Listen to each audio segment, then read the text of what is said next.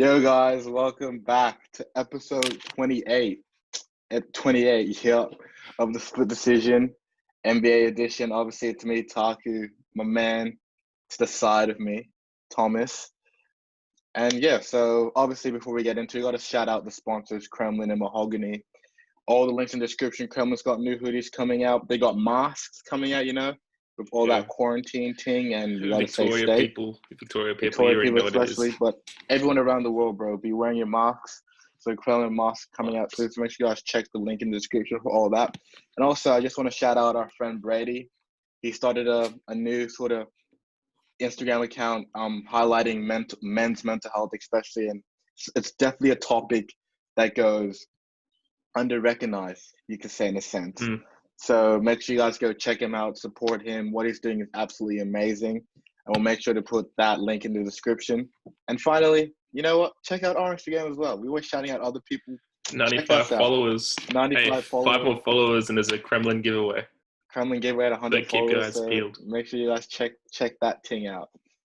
And I guess, without further ado, NBA's back, baby. The NBA is back. What do you do, baby? opening night was amazing. So obviously, first we had two very tight games: Pelicans versus Jazz, Lakers versus Clippers. And obviously, there was still a bit of rust. You had the Lakers and a little sloppy turnovers, but you expect that after 3-4 months off. So we'll start with the Pelicans Jazz game. So Zion didn't play that much, having only 15 minutes. But he put up 13 points in 15 minutes, is fucking elite. And he was still just as good as ever. Brandon Ingram showed off why he's an MI most improved player candidate, dropping like 21 points per game. So, but unfortunately, the Jazz got the win. 2 free throws by Rudy Gobert to seal the win. Saying this, with the Pelicans trying to make a late playoff push, will they be able to make it to the playoffs? No, I think they're out. I think the Pelicans are out, man. And the NBA spiel. I reckon there's only one way that they're gonna make playoffs is like if the NBA absolutely rigs it for them, because obviously they want. This is my opinion. Obviously they want Zion to play because that's gonna bring the big bucks. So I could see the NBA pulling a shifty one with the referees and stuff, bringing it back, but like off natural talent. Who have they got? Who have they got coming up? They've got games coming up. Let's see. I know. So they just beat the Grizzlies. Yeah, they just beat the Grizzlies. The Grizzlies are the 8th seed. Yeah. And the Grizzlies have lost I think they lost the last 2 games they've played. And so Portland's ahead of them. With so Portland has 30 wins. The Spurs are ahead of them with Spurs are 29-36, Trailblazers are 30-38, and Pelicans are 29-38. And the Grizzlies are only 32-36. So the Pelicans, if the luck follows, the Pelicans have the easiest route at the moment because like what the Blazers have and what the Spurs have. It was sort of obvious that the NBA wanted to make the Pelicans get through because Trailblazers have Rockets, then they have Nuggets, then they have Clippers and 76ers. That's their next 4 games. That's disgusting. And that's like, that's so wrong. I get what they're doing it for because obviously, funds are down in the NBA, but at the same time, it's kind of like, when do you take out the money aspect and just leave the enjoyment for the fans kind of thing, Speaking at the Rockets as well, really James Harden popping off recently as well, just quietly. Man is a menace. Man is a menace. And then same thing with the Spurs. Spurs got Nuggets and they got Jazz, which are both like top half of the West. And then then they play the Pelicans, and then they play the Rockets, and then they play the Jazz again. So then the Spurs also have. But the difference between the Grizzlies and the Mavericks right now is 8 wins. No, Mavericks have made it through. Mavericks aren't. Yeah, that's what I'm saying. Like the West is set almost kind of thing. But then what the NBA did was, 8 and 9, 4 games. I think it's 4 games within each other. Then they do a play-in for the 8th seed, but then the 8th seed. So it's the best out of 3, but the 8th seed only needs to win 1 game. and the ninth seed needs to win 2 games. It's just like they're doing everything in their power to make sure the Pelicans go through. I feel like because what are they? What is it? Pelicans fucking bums here. What are they? So Pelicans are on 29 wins, and the Grizzlies are on 32. Pelicans got Kings. Oh wait, no wait. Pelicans got Kings. Then they got Wizards. Then they got Spurs. Then they got Kings again, and they got Magic. How many times did they get the Kings twice? They got the Kings twice. And then they got them the Kings are trash as well. If they lose to the Kings, they're in some serious trouble. No, I actually reckon Pelicans probably they're a good team.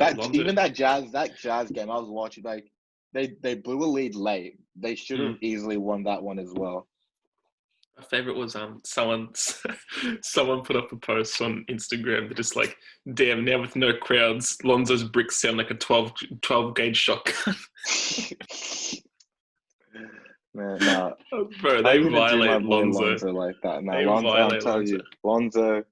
I don't even know anymore. Bro, he shot like 3 from like 13 or something recently, didn't he? Yeah, he didn't have it. It was bad. And he wasn't even assisting it because normally he's like not playing, he's still getting done. But I mean, his defense is still really good. So his defense is very underrated. I feel like don't sleep on defense, bro. Defense wins you championships. In the words of Sir Alex Ferguson. Facts. So on the other side of the ball, we've got the Jazz, who made some notable adjustments. They've really integrated Rudy Gobert into the offense a bit more. And Mike Conley seems a bit more comfortable than he did like prior to the shutdown.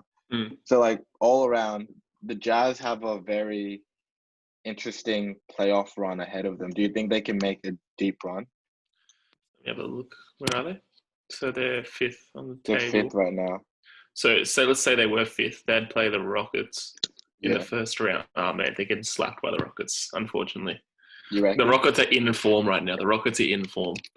Like, besides them going... been balling out, bro. Russ has finally turned up the gears or something. Maybe it's like, I don't know what it is, but James Harden has been looking so lethal right now. Like, I feel like during the season, he was still good, but like he wasn't his MVP season. And now he's hit that MVP form again. Like, he just dropped 49 points the other day. I think the other thing about James is because we've now seen like what James Harden's pretty much been averaging 30 like the last 4, like pretty much 30 the last like 4 or 5 years. Been top 2 in MVP voting each and every year, and it's like I feel bad for him because like we're now like it's like the same thing with LeBron. We're sort of just accustomed to like James Harden averaging 30, and if it's like he's averaging like 36, like he's like averaging 36 or some BS like that. And it's just like we're so used to it now that when he's averaging like 28, we're like, oh, James Harden's having an off night, and it's like he's in a slump. Yeah, exactly. 28 still fucking good. And the Rockets just beat the Bucks yesterday. That game was heat. Fucking good, yeah. That was heat. If you watched it, you know. That was a heat game.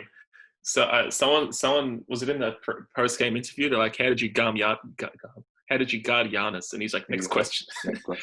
Next question. Get that out of here. Bro, man did not want to hear about Giannis after he flamed him about not playing defense in the All-Star weekend. No, but he actually had some good defense. At the end, it was frustrating to watch because I remember Giannis got the rebound. Kyle Korver was right there open, and Giannis started to take it up himself. I'm like, bro. But I guess in the heat of the moment, with seconds, you're just trying to. When you're the reigning MVP, when you're the reigning MVP and still the greatest player in the league at the moment, you're just like, yeah, I'll take this myself. You got that mentality. I feel like that's where the Bucks are gonna struggle in the playoffs. I reckon because it's like Giannis, like obviously early, like I remember early in that game, the Rockets were really daring Giannis to shoot, and he was really shooting without any hesitation. But his half court game isn't obviously like a game against a team like the Rockets where they don't have any big men. He's gonna face, but then your Toronto's lanky ass and long and big, and obviously they don't have Kawhi, but they still pose a threat. And when the Bucks have to make shots, can you count on your Chris Middletons, your Brook Lopez's, your Dante DiVincenzo's, your Eric Bledsoe's to make shots when Giannis has got like 3 guys collapsing on him? And like That's where we need to see if the Bucks can do that, they're making it to the finals. They can hit those shots. They can definitely hit their 3-pointers. It's just the fact is Giannis going to pass it out to them. I feel like is he gonna chuck the ball out? Or is he going to take it all the way? And kind of sometimes he gets trapped, and that's the other thing. Can he get the pass out in time? That's the only question you gotta have. But anyway, we see it a lot. But they do sleep on his jump shot a lot. As in, like, they leave him wide open on the 3-point line a lot of the time. But they started to close the gap on him. I'm not sure if you watched not the Rockets game, the other Bucks game, Celtics game. Yeah, they closed him out a bit, but then like that was a weird game. Did you see that? Did you watch it? That was bad. They blew a massive lead. Paul Pierce is not happy. Did you see that? Fuck Paul Pierce. Fuck Paul Pierce, honestly. Most overrated basketballer. No comment. No comment. So anyway, on the sort of other side of that doubleheader, we had the Lakers versus Clippers. And this was, to be honest, when I was going into it, I thought, all right, Pat Bev was like pretty much in limited minutes. Montrezl Harrell was being quarantined. Lou Will was being quarantined. I thought the Lakers were going to run away with it. But obviously, Kawhi had 28. PG had 30. PG looks like a monster out there. No, he started off slow. Then he turned up. Oh, jeez. PG killed him. But then obviously, AD had a monster night. AD had 34 points, 8 rebounds. And with the pretty much not like a LeBron we used to see, LeBron came out a bit more passive and only at 6, like I'm saying only, but 16 points, 11 rebounds, and 7 assists. Obviously, the Clippers did end up losing the game. But what was sort of your takeaway for the Clippers in that game? I was looking at the Clippers on the Clippers end. We saw that PG started off the game slow with only 11 at half, and then Kawhi had like 19 or something at half. Yeah. And then by the end of the game, PG, I can't remember what PG hit, like 30 something, didn't he? Yeah, 30. And like PG, like there was the point where he like 3 threes in a row, and I was just like, PG had 30, Christ. And then Kawhi only finished the game with like 27 or 28. 27, 28, yeah. And then so it's kind of like, well, if one's scoring and the other one's sleeping, how do you work that out? How do you spread the ball around instead of just forcing one to dominate on offense? Because Kawhi works it on both ends, so is it a matter of like, do they have to push the ball through PG on the offensive end kind of thing, If you get me? Because I feel like they're not spreading the ball around enough. Like Seth, was it Seth? No, that's a different game I was thinking of. Thinking of the Dallas game. I was thinking of the Dallas game because Seth ruined my multi. Fuck you, Seth. But like as we saw in the Clippers game, there wasn't like a variety of point scorers as much as like you see it in other teams, such as like the Lakers and stuff. I feel like the Lakers have a variety of point scorers in their team besides just AD. Like AD drops 30, but then LeBron only has 16, and then the rest of the team all have like 10, 12. But then the thing is, the Clippers do have the high scoring. So that's what I found really interesting is the Clippers were leading for most of the game, and it's like they're doing this without Lou Will and Montrezl Harrell both average 18 points per game, and those are there are those like Clippers have the high scoring bench in the league, and those are their 2 bench scores. So that's what I noticed when the Clippers, like when the bench came on, you really saw they didn't have a real identity because it's like you're looking for Lou Will, you're looking to get a Trez. So my takeaway is like the Clippers generally shouldn't be worried right now. No, like I'm actually generally more worried for Lakers fans because you don't have Rondo, and it's like you don't have Avery Bradley as well. And it's the Clippers are going to get full strength. The Clippers are getting their guys back. The Lakers are not. Avery Bradley, Rondo, they're not coming. Rondo's injured. Avery Bradley opted out. So it's like Clippers, I could generally see the Clippers making it through. Obviously, this is one game. Yeah, it's just one game. And then in the playoff setting, it's a completely different scenario. But right now, it's just – and like over the past couple of games, I think Clippers have actually swept the Lakers in the season series. I can't remember now. Yeah. But like speaking of it right now, just quickly, the Lakers are tie in the first quarter with the Jazz, 24 apiece, just for everyone. So I mean, we're posting this after the game's gonna be over. I know, but it's like I've got the game up in the background, but it's just like they're not looking too flash right now. Like the Jazz are the Jazz are keeping up with them. But I guess this is why they did the 8 games, because it just gives you time to get in at least a little bit of time to sort of the practice get back into rhythm, sort of thing.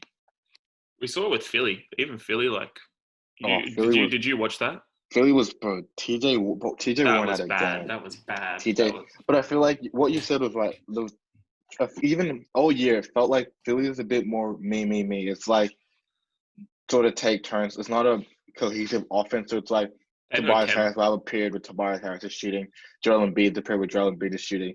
Ben Simmons is trying to get people involved, but then people. It's just the whole thing. I don't know if that's a Brett Brown thing or if that's a team chemistry thing. They're not passing the ball. Yeah. Unity thing. And then like Al Horford just hasn't looked like the Al Horford we're used to knowing. Yeah, so, no, the one that we saw in the Celtics. So that whole he was thing a beast is just at the like Celtics. I feel like exactly, and it's. Well, I mean, when they signed Al Horford, I'm like, all right, it's a wrap. You've got Joel at the 5, Al Horford at the 3, Tobias at the 4, Tobias at the 3, and you have Ben Simmons running the point. It's like that. That's size on size on size. I mean, is it a fact that JJ Redick was just a gun at the shooting guard? I think they really missed JJ Redick, especially his like mobility and able to just his shooting ability as well. Yeah, they've got no spot up shooters like they've got no automatic people like him. When you think about it. Tobias Harris to a sense, but not at the level of JJ Redick. Nah, bro, that guy was shooting. And then Josh Richardson can shoot the 3, but then Al Horford can sort of shoot. It's the whole thing. It's just their team's in shambles right now. Like unless they figure out some chemistry or they figure out a way for the team to work cohesively, there's no point in them playing in the finals. They're not making it. I don't even second round. What they don't. I don't know if they get past the Celtics because right now they're the 6th seed. No. I don't know if the Celtics. Yeah, I don't even think they get out of the first round this year. Celtics have been odd to look at as well, just quietly. Another Eastern Conference team that I feel has been heavily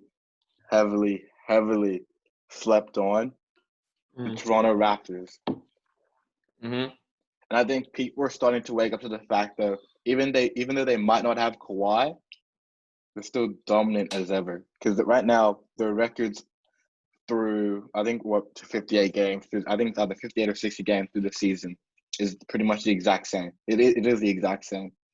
And Kyle Lowry and Pascal Siakam obviously is taking another leap. And people are saying that he could win back-to-back most improved, but obviously, no. You can't win the most improved after you just won it. It doesn't make sense. It makes sorry, I just had one to the dentist and my teeth are fucked. Logically, like you can say, yeah, he's improved so much more from where he was last year. Like he's the most improved player from where he was. But at the same time, like you've seen players like Brandon Ingram who were just being absolutely trash cans like last year. Well, not trash cans, but they were being just the Lakers. They're being booty cheeks. And now they're like Brandon like that, bro. And now they're balling out, you know. Yeah. It doesn't make sense for him to win the most improved player.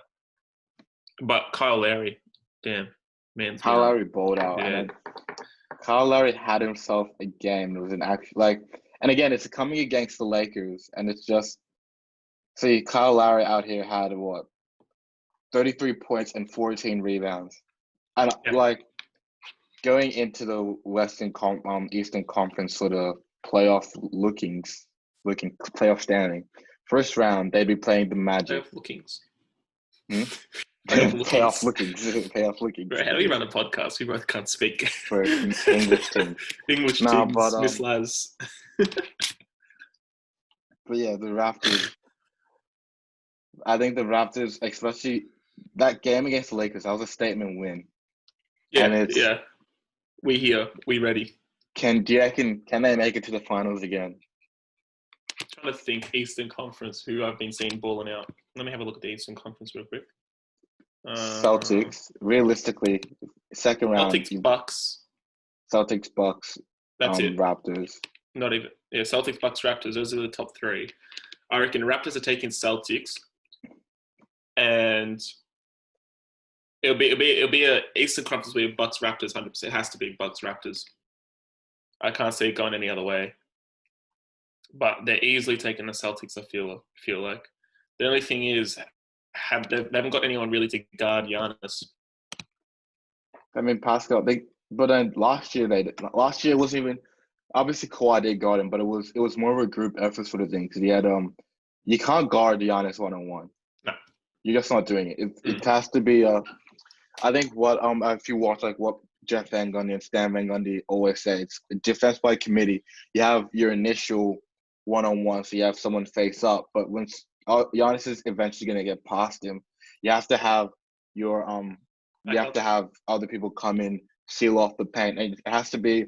You have to make other Bucks players beat you. You have to get those corner guys they have to hit their shots. That's the only way you have to get the Bucks to beat you because Giannis, you're not going to stop him one-on-one, no matter what. I thought of a really good defensive tactic in my brain just that. So, like, yeah, so say they've got Giannis driving into the paint, right? Gets past one man. The two corner people collapse in on him, right? The two at the top drop back. The two at the top drop back onto the corners because there's no way he's going to be driving to the basket and chuck it back that way over his head. So it cuts off those corners. And then if the corner people do get it and they try to pass it to the top, the guy at the top that was guarding Giannis just takes either one of the two because they've only got one option. And that's the thing. You have to make other easy players defense beat like you. that. Yeah. So, I don't know. Raptors, actually, I generally think Raptors can make the finals again. I don't know. Because the Bucks have such a well-rounded team, I feel like, as well. As much as we were saying before, they've got no like real spot-up shooter kind of thing. Oh no, Chris Middleton. Yeah, they have Chris Middleton. They've got spot-up shooters, but like they've got a very well-rounded team. I feel like. And I think Chris Middleton's, even though he was an All-Star, Chris Middleton's still heavily slept on. I was watching the game last night and people say yesterday, an All-Star. And like Chris Middleton against the Rockets, I think had like 12, 13 rebounds, and that's the other thing. Bucks also do have really good size. Yeah. So honestly, they can. Bucks can. I believe they can still. They will make the finals. Like Bucks are my pick out of the East. The problem isn't the East; it's the West. Because there's so much talent in the West that it's going to be hard for anyone in the East to compete with them. Say Lakers go through. Are the Lakers beating the Bucks? No, I don't think so. Are the Clippers beating the Bucks? You got the Rockets beating the Bucks. But then it's like we haven't playoff P has been a very questionable man in the playoffs. We know what Kawhi can do. So it matters. It matters what we have to see how Paul George performs in a sense.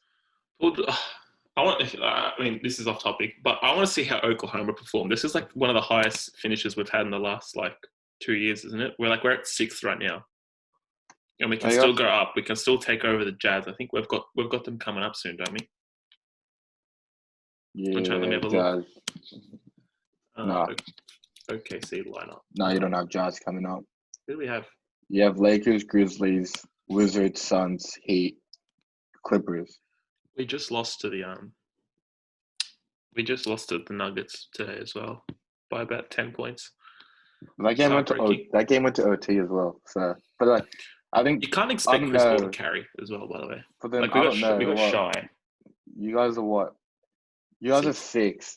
Playing Nuggets first round. I don't know if you guys even make it over the first round. No, we can take. I reckon we can take the Nuggets. The Nuggets. I reckon we could take the Nuggets. 7 we games, just lost to them, but I feel like we could take. It was a close game. It was a really tight game. It was we lost by 8 points. OT got it ahead of you guys. Yeah. Yeah, fatigue. The Jazz are up against the Lakers 3 points in the second, by the way. The game when this is out, the game's gonna be over. Yeah, no, I'm just saying it for you. And I have the game up. Oh, you got the game up as well. 76 are smashing the Spurs. Speaking of the Spurs, DeMar DeRozan, what's going on with him? What do we think? I think he's gonna leave the Spurs though. He has to.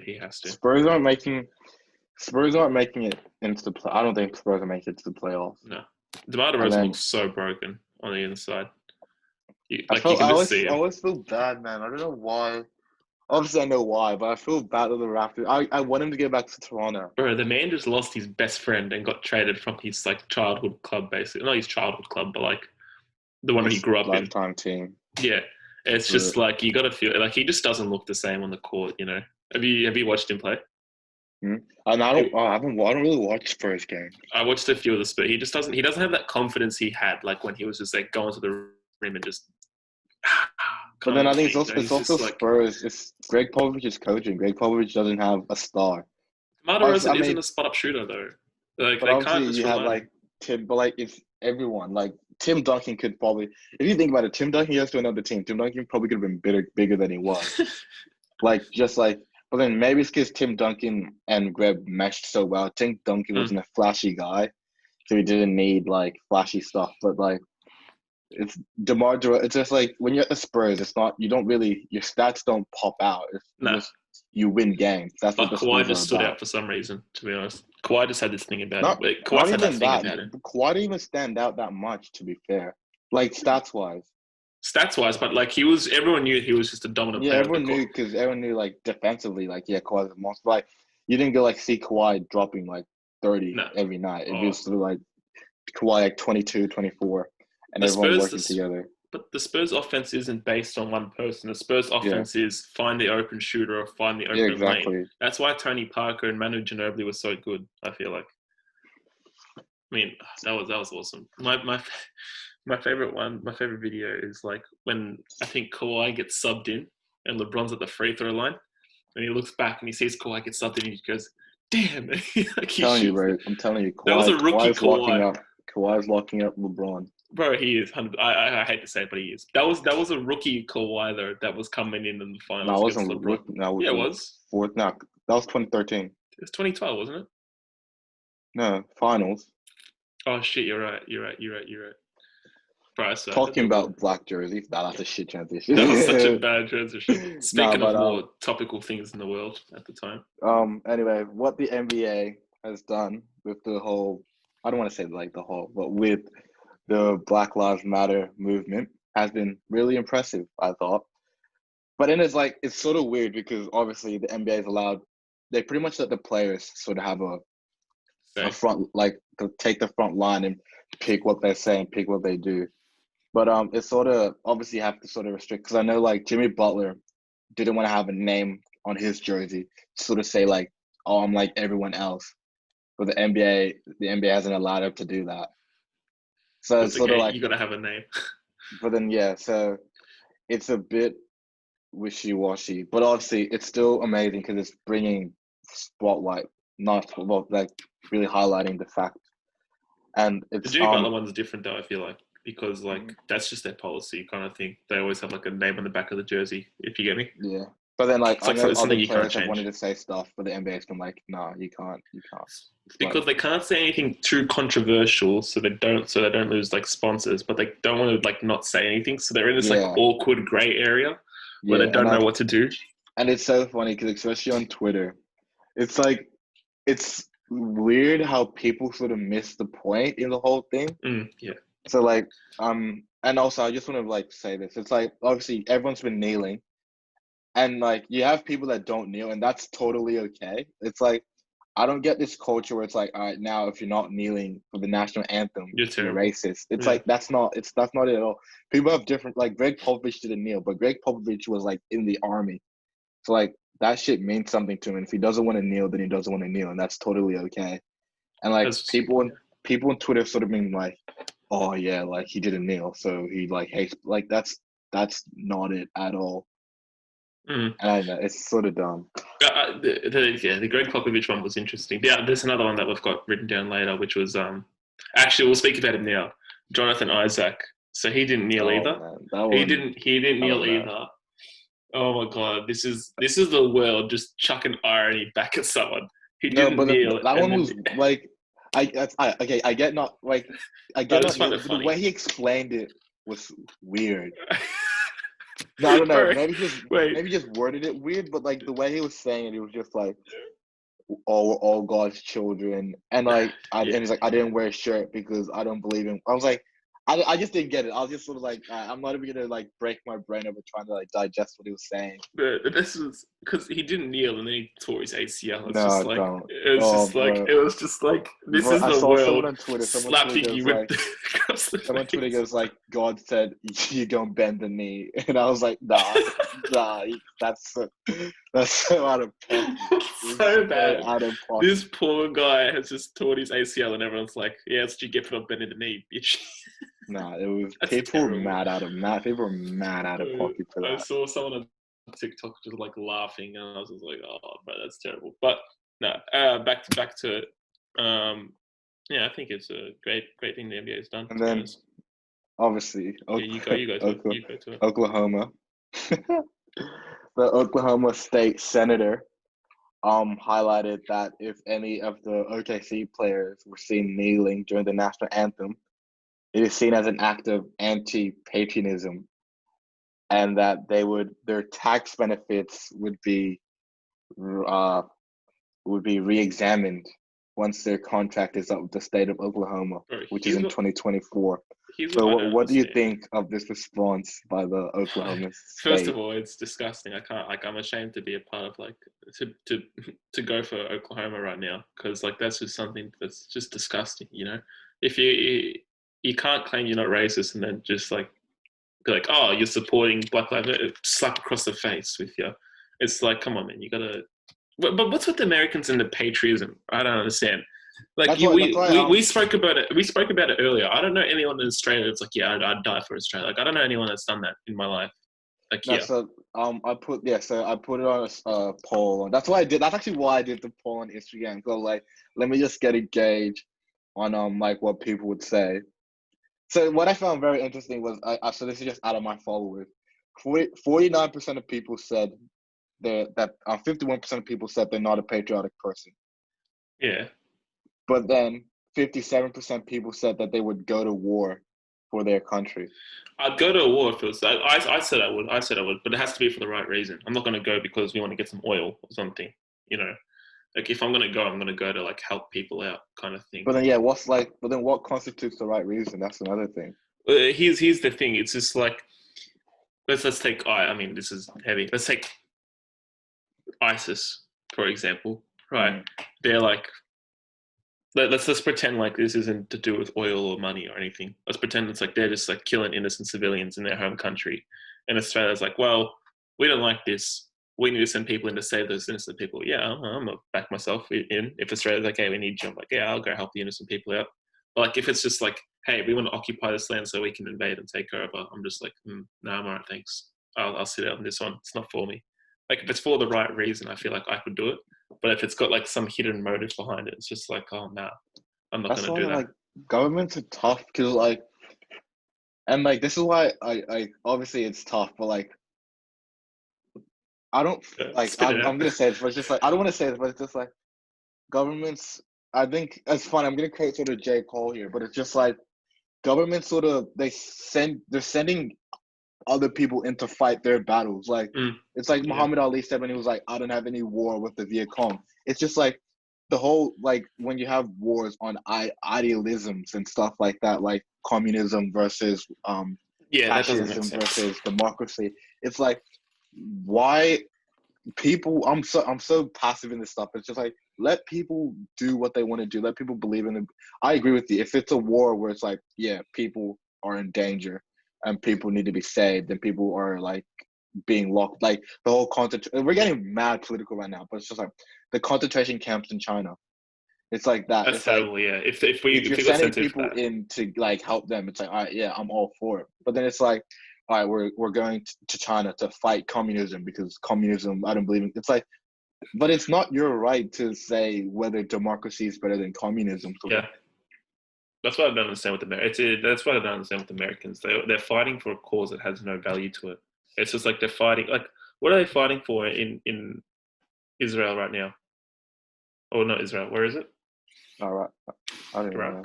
I don't want to say the wrong thing. I know I'm about to get a message and say, "Oh, Talk, you don't get it." I already know I'm about to get a mad. This is an NBA podcast. Why are we talking about the war? Anyway. But yeah. So the moral of the story is: don't be patriotic to a heavy. No, be patriotic, but not to a heavy extent. Not to a heavy extent. Oklahoma City thing. It's just the Black Lives Matter thing. One more thing. It's just no one ever said white lives don't matter, Asian lives. No one's ever said that.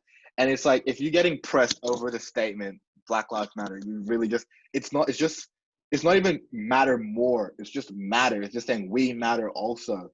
And I think the best example I can use is if a house is on fire on a street of 6 different houses, do you go and water every single house before you water the house that's on fire? No, you go and water the house that's on fire because the house is on fucking fire. So yeah, that's the simplest way to put it. And I'm just one more thing. It's just there is a deep entrenched racism, not even in America, just around the world. And so if you can hear that, by the way, it's my drains.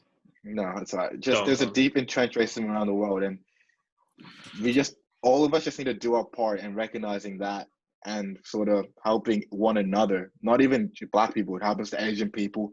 Happens to the Maori. It happens to the Indigenous people in Australia. Indigenous people all around the world. We just need to do all our bits to help one another. If that's correcting your family when he says something mad out of pocket, if it's confronting your family member when he says something mad out of pocket, it's just doing stuff like that. But yeah. Wait, one more thing as well. For the people that are like, because I know there's people out there that are like, George Floyd didn't deserve like a big state funeral. They think he was a bad person. Like, it's not because they're not doing that because he's a good person. They're doing it for a cause that's happening. It's just like they're not saying this guy's an angel or a saint.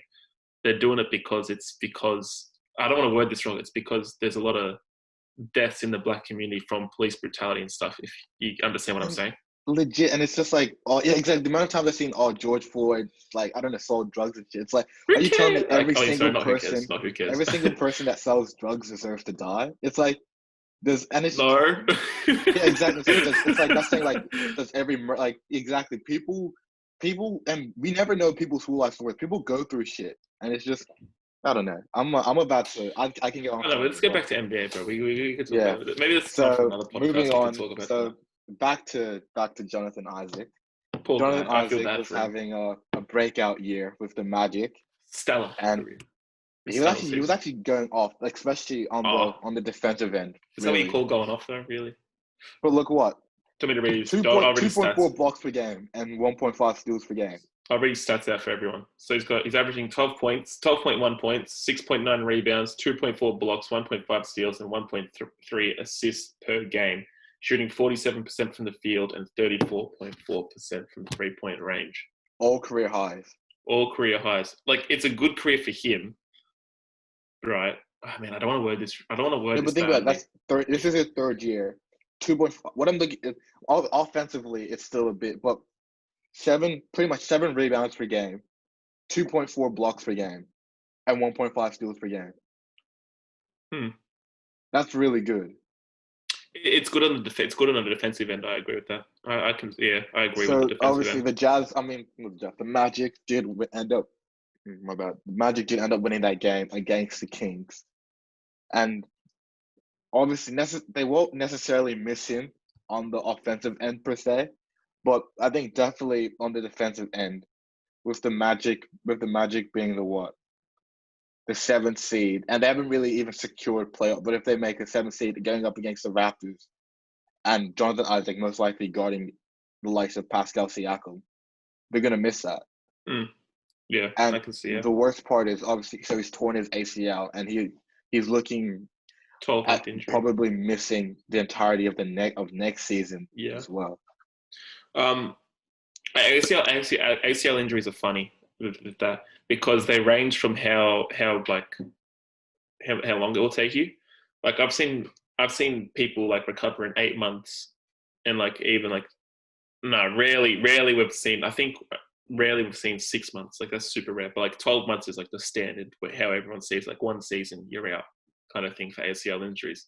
But if there's a hope he can come back in 8 months kind of thing, if he recovers properly and rehabs properly, we'll hopefully be able to see him on the back end of the year, next year, and ball out. Hopefully. And then it's just like, also, what I thought was really crazy. He tore his ACL pretty much in the identical move Derrick Rose tore his ACL. Yeah. A jump stop. It was bad. But it didn't even look that, like, have you watched the video? Have you seen the clip? Yeah. It didn't even look like he did anything. He landed and it looked like he rolled his ankle. The way he landed looked like he rolled his ankle. It didn't look like he tore his ACL. So your knee sits like this, and the ACL runs across it, right? And that's what connects the blood flow to the rest of your leg. I'm pretty sure, if I'm remembering my sports science right. And like it stops your knee from like moving sideways. Basically, it keeps it in a straight line, so like your knee just moves like that. And what he did was, when he landed, his knee just kind of went like that, so it snaps the ACL, and then the blood flow stops. And potentially, what happens is like you feel this really sharp pain. It's like getting shot in the leg for like 3 seconds, but then after that, you feel like fine. That's why sometimes after ACL injuries, you see people walk. because it doesn't hinder you from walking. It just stops your like knee from not bending sideways. That's why it wobbles heaps, and that's why they try to lift them up so they don't like do any more damage to their knee. Bit of sports science for you. I'm not sure. Like that's what I can remember. Shout out my old PET physical education. Hey, shout out Mr. Hayes. Shout out no, not Mr. Tinkler. No, not her. Not him. No, shout out Hazy. You're a G. And Miss Neil. Miss Neil. Miss Still. That's the one. Wait, what's that? Pause. And we're back. Back. Sorry for that short intermission.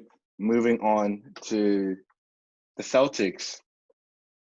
Jason Tatum and Jaylen Brown looking like, after last game, looking like a formidable, probably one of the more slept on, but a very possible one of the next big star duos in the league, young star duos in the league. You know, Jason Tatum putting up a cheeky 34 points in the career, 8 assists, and Jaylen Brown with 30 points and 6 rebounds.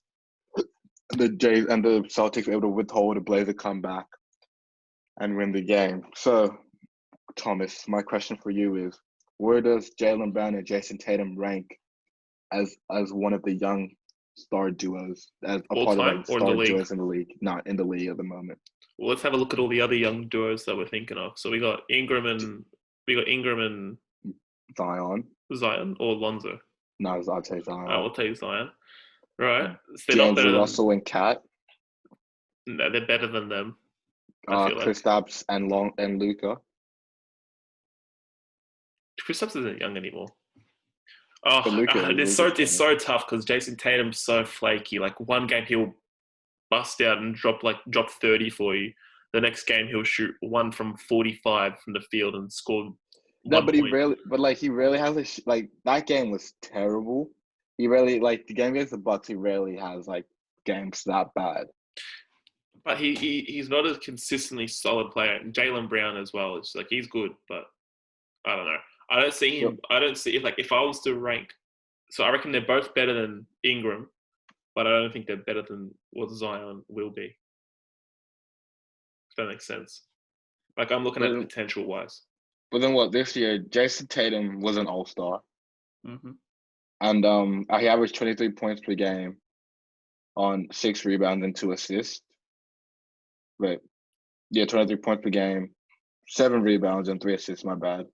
Mm-hmm. And then Jaylen Brown. Jaylen Brown easily could have been an all-star this year as well. He averaged 20 points per game, 6 rebounds and 2 assists on one steal a game. Yeah. No, so I reckon Luka and Kristaps are better than them. To be honest, I was thinking about you have Jamal Murray and Jokic. Tatum and Brown are better than them. Donovan Mitchell and Rudy Gobert.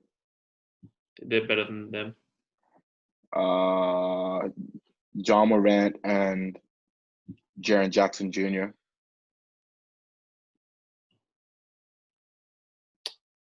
I don't know. Ja's got a lot of potential.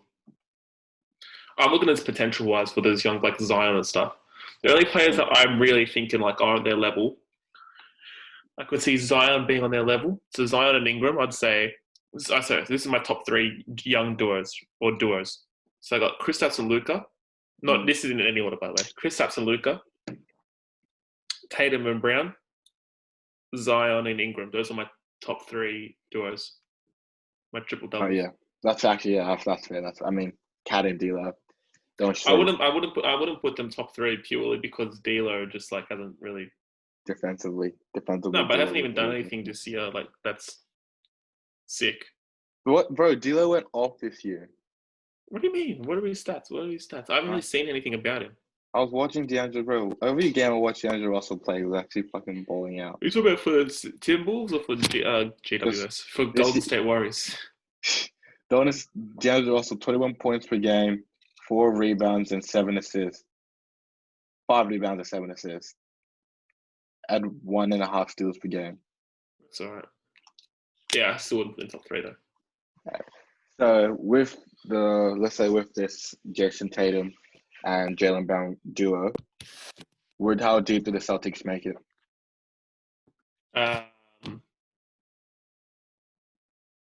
They're making it out of the first, right? They're making it out the first, and it'd be a tough game in a second. Yeah, Wait, I reckon it depends if they play in the second. All right, let me have a look at the ladder real quick. So, all right, table Eastern Conference. So right now they would be playing the 76ers, right? Mm. They're taking the 76ers.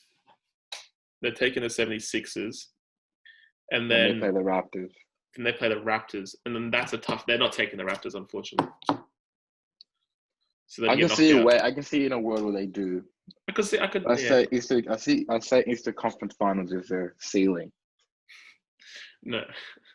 Yeah, I don't know. So yeah, the Eastern Conference Finals is like where they'll be capped off. They're not beating the Bucks, unfortunately. That's how I see it. The only team that's competing with the Bucks is the Raptors, Clippers, and Lakers. Those are your 4? Those are my 4 that I think are going to play in the finals. I agree with that. Let me have a look at the Western real quick. I mean, I can actually see in a world where the Rockets upset the Clippers. Yeah, or Oklahoma. Yeah. Allow it. So, I guess with that, it's gonna be a wrap for today, people. We wrap it. I wish I had a wrap. We put that wrap. I'm joking. We wrap that episode up anyway. Thank you guys so much for tuning in. We got a little bit political, but we move. It's good to have a stance every once in a while. So make sure you guys, you check out 5 stars on Apple Podcasts. Does absolute bits. Check out all the links in the description. Make sure you check out Brady's men's mental health Instagram page. It really is amazing what he's doing. Make sure you're checking out the Mahogany. Mahogany's got stuff coming soon, so make sure you guys eyes on that. Cremlon's got new stuff coming soon. Make sure you guys eyes on that. 100 followers on Instagram giveaway. So you guys want to be there for that. Cremlon giveaway, just so we're clear. Everything's free, it'll be a giveaway. So it'll be a giveaway. Keep your eyes. So, how many winners? One winner? Spread, is it 1 winner or 3 winners? I think it's now. It depends. Maybe you guys will have to find out. Maybe 10. I'm joking. Definitely. No, not 10. 10's for 1,000. 1,000 soon. Anyway, thank you guys so much, and we'll see you guys on Thursday. Champions League episode coming soon. Peace. Peace. Oh, man.